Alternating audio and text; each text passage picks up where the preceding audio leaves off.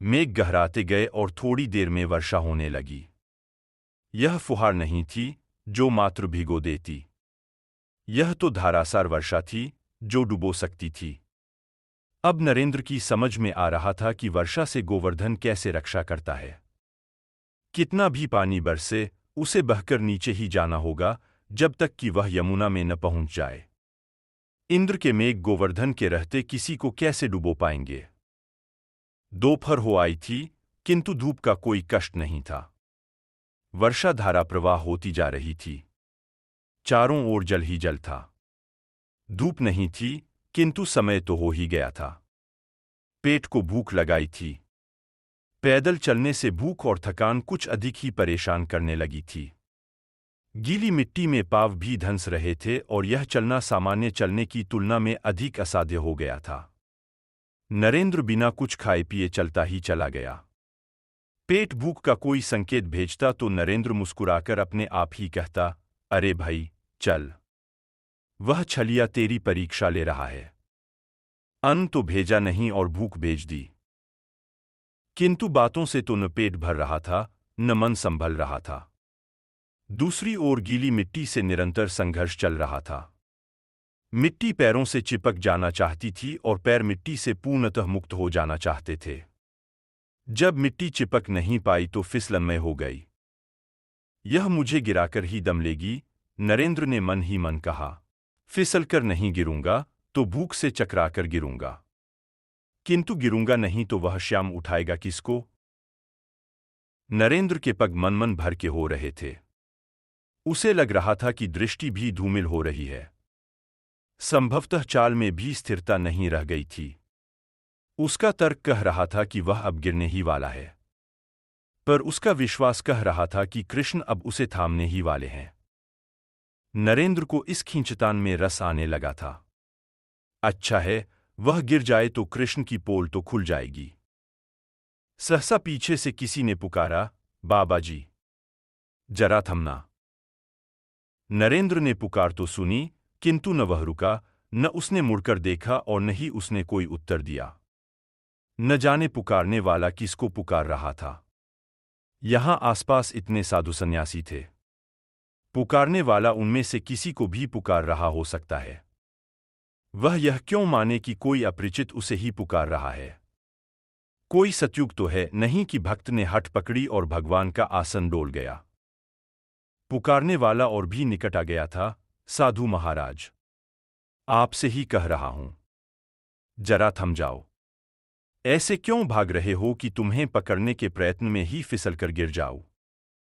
नरेंद्र ने उसकी तनिक भी चिंता नहीं की। उसने अपनी चाल कुछ और तेज कर दी।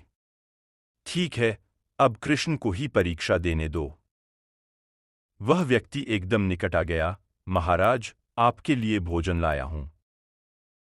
नरेंद्र के भीतर बैठा परीक्षक कुछ और कठोर हो गया। वह इतनी जल्दी संतुष्ट होने वाला नहीं था। इस जरासी बात से वह कृष्ण की महिमा कैसे मान जाए। यदि सचमुच ही कृष्ण ने उसके लिए भोजन भेजा था तो अब उसे खिलाने का प्रयत्न भी करे। नरेंद्र भी तो इस लुकाछिपी का कुछ आनंद ले। गोप बालकों के साथ बहुत खेला है कृष्ण, आज नरेंद्र के साथ भी खेल ले।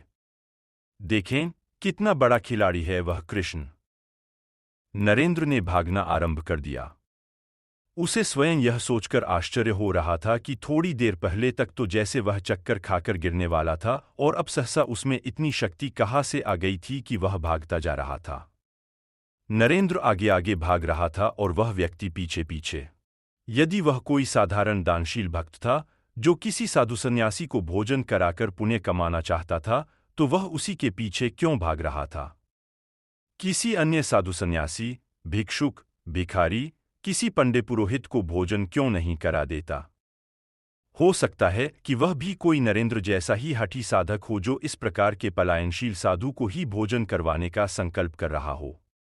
नरेंद्र को इस खेल में पहले से भी अधिक रस आने लगा था। बहुत छकाया था कृष्ण ने गोप बालकों को, आज भाग रहा है न नरेंद्र के पीछे।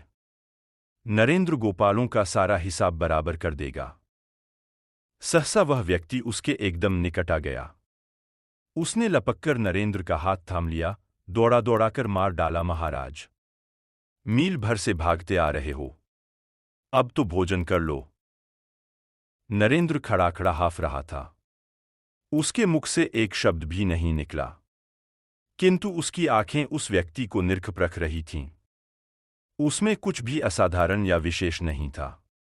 वह ब्रज का साधारण ग्वाला ही लग रहा था। घुटनों तक की ऊंची धोती, गले में बंडी, सिर पर गमछा और हाथ में खाने की पोटली। उसने नरेंद्र के हाथ को आगे खींच उस पर पोटली धर दी। भोजन कर लो नरश्रेष्ठ, उसके बाद चाहे जितना दौड़ लेना। नरेंद्र ने अनायास ही पोटली पकड़ ली थी। वह ढंग से हंस भी नहीं पा रहा था। प्रयत्न कर रहा था कि सांस कुछ स्थिर हो तो वह दो शब्द बोले, किंतु उस व्यक्ति ने तनिक भी प्रतीक्षा नहीं की। खाने की पोटली नरेंद्र ने थामी ही थी कि वह पलटकर चल दिया। नरेंद्र सांस ही स्थिर नहीं कर पाया कि उससे कुछ पूछता या कुछ कहता, किंतु उस स्थिति में भी नरेंद्र की आंखों ने देखा कि वह व्यक्ति न तो परिक्रमा के मार्ग पर आगे बढ़ा, न ही उस मार्ग से वापस लौटा। वह तो लीक छोड़कर पास के वृक्षों के पीछे कहीं ओझल हो गया था।